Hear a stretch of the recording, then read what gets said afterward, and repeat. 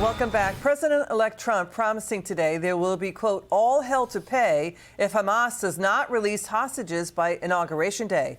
President-elect Trump wants both the war in Ukraine and Gaza to end. He's getting successes here. Joining us now, former top Pentagon official, Heritage Foundation National Defense Center, Brent Sadler. Brent served 26 years in the U.S. Navy. Thank you for your service to America, Brent. What do you make of this, the push for peace in Gaza? Plus, Ukraine's Zelenskyy is working to offer something that aligns with Trump's goal of ending the war there.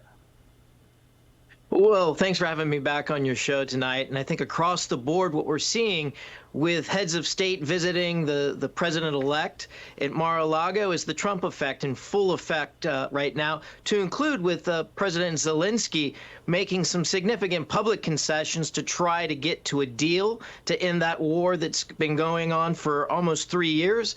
And of course, Israel, a close friend of the nation, of the country, and someone that Trump has supported and backed very vigorously in the past.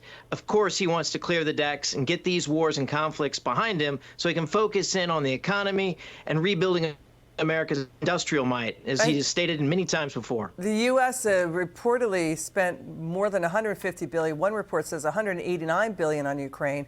So Ukrainian President Zelenskyy says he's willing to cede territory to Russia in exchange for NATO protection. Also suggests that the hot phase of the war could end in exchange for NATO membership. Russia doesn't want this. But this also means Europe is going to soon have to pay more for their own security and for Ukraine. What do you think?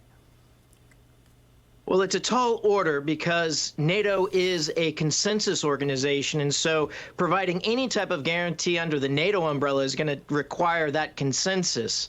And I think what we're probably going to see is a return to the pre-February 2022 kind of status, where there were ongoing negotiations through the Minsk Accords to try to settle the dispute peacefully. And I think we'll go back into a kind of a peaceful but tense peace for a while until the final territorial division is settled, and could take some time.